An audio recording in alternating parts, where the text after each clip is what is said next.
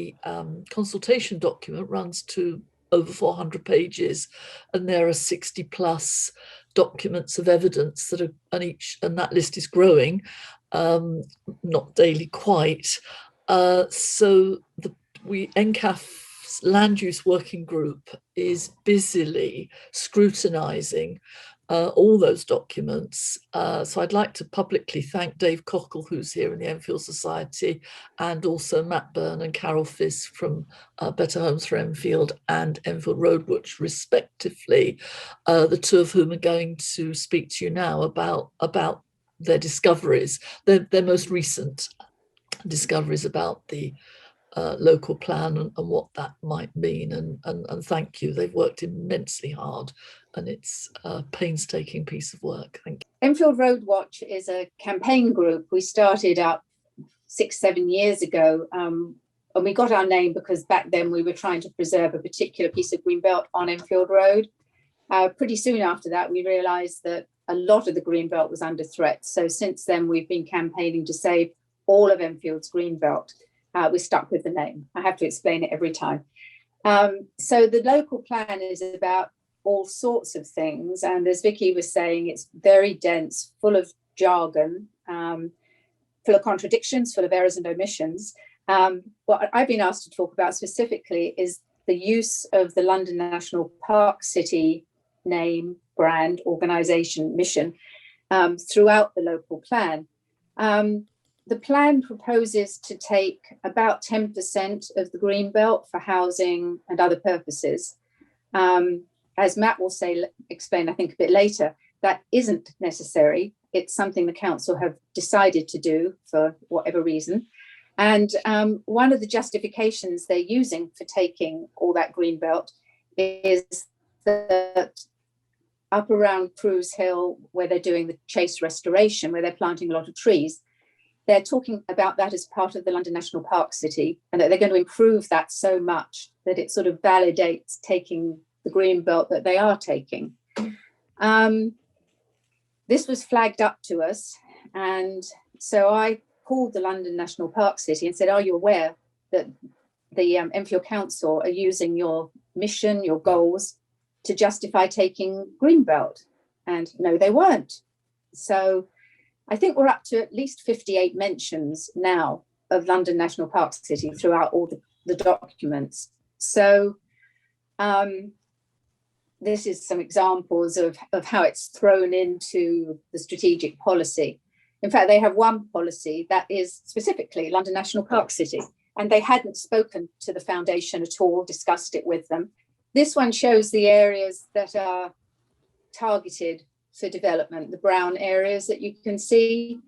The one in the middle, the lower one, is Vicarage Farm, which is owned by a developer, bought by a developer probably about 12, 15 years ago.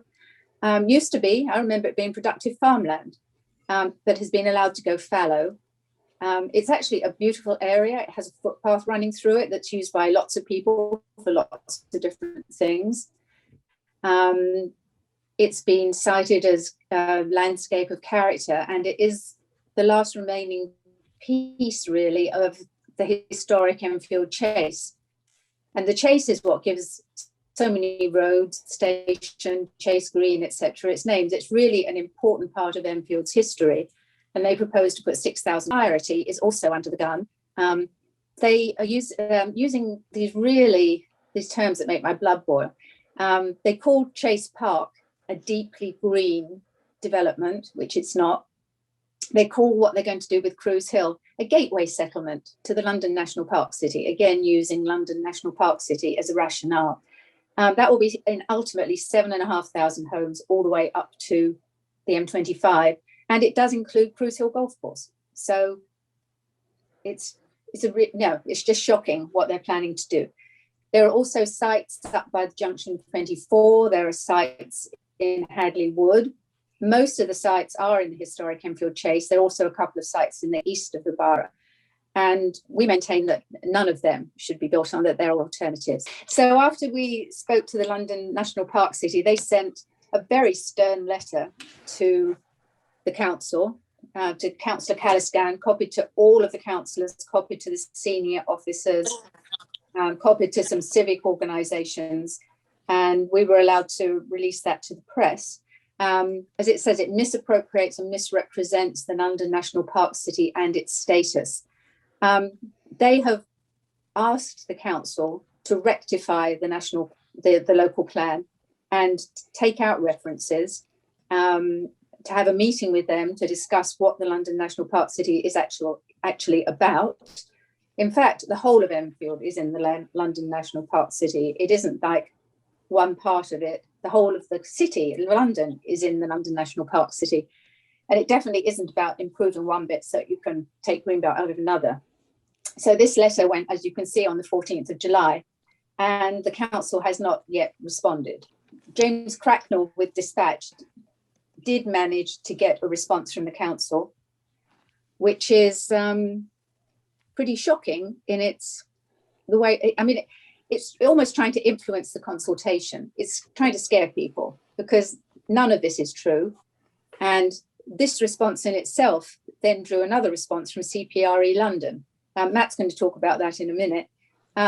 So this whole row continues. And from being at the Environment Forum yesterday, it seems that they're going to do like this Boris type politicking. They're just going to think if they ignore it, it will go away. But it's a really major thing that they really need to deal with. Before I throw it over to Matt, I do want to say one thing that came out of the Environment Forum yesterday. Enfield RaodWatch has taken on trying to make as many people as possible know about the consultation and let them know how best to respond to it. So we're doing an awful lot to do that, from leaflets, ads in the paper, yard signs, banners, you name it. But yesterday they said only 114 people have so far responded. And that's nearly a month into the consultation now. So I would urge everybody not to forget to do that. If you go to the Enfield RaodWatch website or to the Enfield Society website, we've streamlined the process because, frankly, if you're just an ordinary person going on the council website, you will give up in 2 minutes. But we have streamlined it in a way that if you're worried about the green belt, you can make the case for the green belt and send it in as an email. So I please encourage everybody to do that and get friends and family to do it because they need to hear it loud and clear that we want to save the green belt. I haven't mentioned any of the environmental reasons for saving it because I think all of you already know that, but that of course is key as well. So I'm going to throw it over to Matt now. Thanks, Carol. I'm Matt from Better Homes Enfield. Yeah, so just picking up really at first where Carol left off. The response from the council was astounding, really. Firstly, they denied that they had linked their preferred option in their local plan with the charity and with the National Park City Foundation, which they quite obviously and frequently had done. So that was extremely misleading for the public to be told that by the council. But also the council did this strange thing where it gave this very emotive statement. So it said the council has made every effort to look at brownfield first, but insufficient urban land means a stark choice between packing people into small units in dense towers with a lack of access to open space and infrastructure. And I can't read the rest of it because the messages keep popping up, but you can see it there on your screen in front of you. It was really making out that unless we build on the greenbelt, we're going to have tall towers everywhere. None of these places will have gardens. They won't have access to infrastructure, and so on and so forth. And that is simply incorrect. So the first thing that happened was there was a response from the CPRE London, so Campaign for Rural England London, who I think were pretty frustrated, if not incensed, by some of the council's responses in Enfield Dispatch. So they wrote to the leader about some of these comments, and we'll just work through them because they're a useful way to bounce off some of the important things about the local plan for this group. So the head of campaigns at the CPRE wrote to the council and said, we're asking you to retract the comments made by Enfield Council because this presents a false choice using emotive and inflammatory language which appears designed to prejudice consultation responses. And I would have to say that I wholeheartedly agree with that. I think that is exactly what is going on.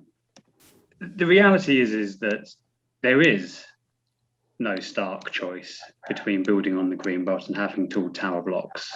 The council knows this. In the plan itself, buried in the hundreds of pages of the local plan and the thousands of pages of the evidence base, the council says this itself. It knows that it doesn't have to build tower blocks to create the homes we need.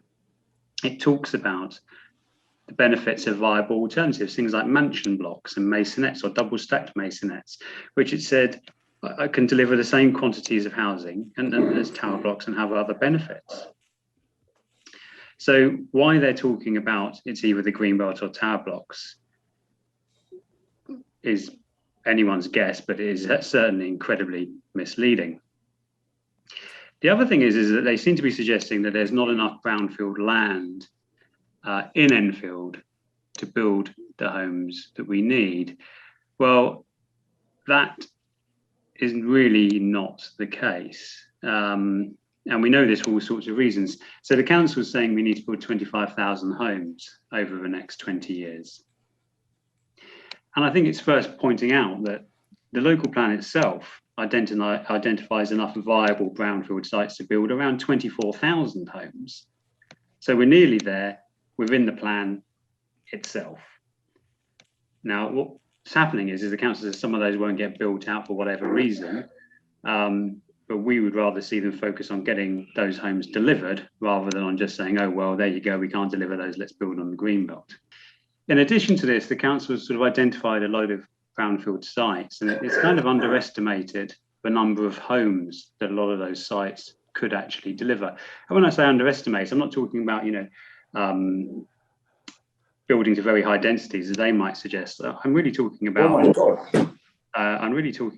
the sites that have already got planning permissions and for say 1,800 homes, and they're only including 1,500 of them in their analysis. So there's a lot of other brownfield homes there. There's also a lot of brownfield sites which have either been rejected without the council even assessing them at all. Hundreds of those sites, in fact. Some brownfield sites were assessed by the council, but they decided not to include them. So there's a brownfield site in Brimsdown, which would deliver additional land for employment, 4,000 new homes, and improve access to Lee Valley Regional Park. And the council decided they didn't want to include that one in the plan, which of course would have meant, if they had, it would have meant not building on the greenbelt. They also estimate a lot of the brownfield sites would take more than 20 years to deliver, so they've not included them. And again, this is open to some interpretation. When you look at some of these sites, you think, well, there seems to be no good reason why you can't deliver some of them quicker than you're claiming. For example, Meridian Water, they're only allowing 5,000 homes in their analysis over the next 20 years, when in fact 10,000 homes can be built on the land at Meridian Water and are planned for. And then there are plenty of brownfield sites outside of all of these across the borough that could be suitable for housing and mixed use, but just haven't been considered at all. All kinds of car parks. There's a great many petrol stations that won't be needed as we move towards different forms of travel and electrification of cars and so on. Lots of these sites should have been considered and would all add up to not building on the greenbelt. But of course, it's not just about not building on the greenbelt when we talk about these things. But when you build on brownfield sites, like the ones we're talking about, you're actually not just talking about building housing or employment space or shops. You're actually talking about the opportunity to invest in them and re-green them, to create more trees, to create more parks and parklets and green spaces and greater biodiversity.